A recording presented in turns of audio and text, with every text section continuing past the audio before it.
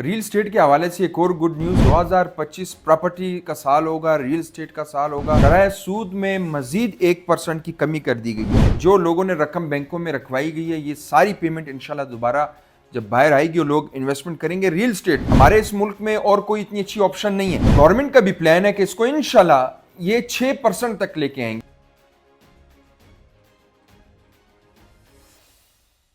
Real estate के हवाले से एक और गुड न्यूज़, जैसे कि हमने बताया था कि 2025 प्रॉपर्टी का साल होगा, रियल स्टेट का साल होगा। शरह सूद में मजीद 1% की कमी कर दी गई है। जैसे कि आप देख भी रहे हैं कि शरह सूद में मजीद 1% की कमी हो गई है। 24% जहाँ पे शरह सूद दिया करते थे, अब वो आ गई है 11% पे। यानी कि जो लोगों ने तकरीबन इस टाइम 12 बिलियन से लेके 15 बिलियन डॉलर तक जो लोगों ने रकम बैंकों में रखवाई गई है, ये सारी पेमेंट इंशाल्लाह दोबारा जब बाहर आएगी और लोग इन्वेस्टमेंट करेंगे रियल स्टेट में। बाकी अगर हम देखें कि हमारे इस मुल्क में और कोई इतनी अच्छी ऑप्शन नहीं है। तीन अगर हम ऑप्शन की बात करें, एक हमारे पास स्टॉक एक्सचेंज हो गया, दूसरा हमारे पास बिटकॉइंस हो गए, इसी तरह गोल्ड हो गया, बिटकॉइन हो गया, और बाकी जितने भी ये जो ऑनलाइन बिजनेस वगैरह है, ये हमारे यहाँ तकरीबन 100% में से 10% लोग जानते हैं, ज़्यादातर लोग नहीं जानते। और वो जो जो जो लोग इसमें न्यू आते हैं, वो बेचारे अपने पेमेंट्स, पैसे वगैरह चीज़ें ज़ाया करके वापस निकल जाते हैं, उनको इतना नॉलेज नहीं होता। फिर हम अगर बात करें गोल्ड की भी अगर हम बात करें, तो गोल्ड भी हमारे मुल्क में इतना खालिश तो है नहीं कि आपने देखे होंगे गोल्ड के एक बिस्किट्स मिला करते हैं, या गोल्ड में किसी का अगर तजर्बा है तो वो लोग काम करते हैं, फिर उसमें उसका रिटर्न इतना नहीं है, आरओआई भी इतना नहीं है।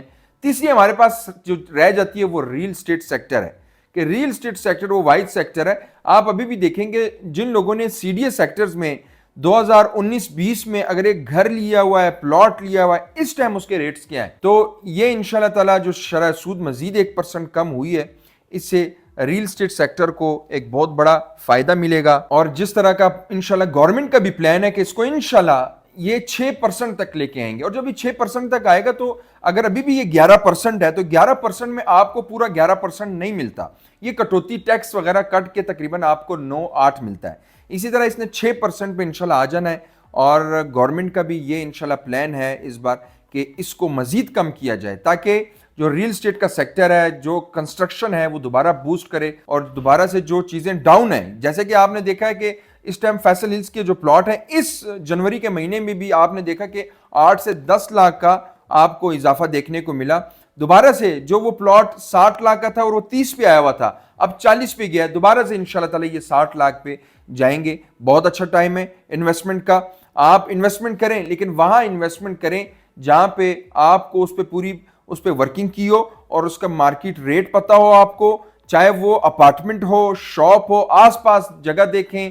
इसी तरह कुछ ऐसी चीजें हैं जैसे एनओसी हो गई, रजिस्ट्री इंतकाल हो गया, आसपास जो उसके प्रोजेक्ट्स की क्या डिमांड चल रही है, वहां अगर आप इन्वेस्टमेंट करेंगे, दे के इन्वेस्टमेंट करेंगे, तो आपकी इन्वेस्टमेंट कभी भी ज़ाया नहीं होगी। इंशाल्लाह ताला आपको उसका फायदा मिलेगा। ये गुड न्यूज़ थी कि शरह सूद मजीद 1% कम कर दी गई है।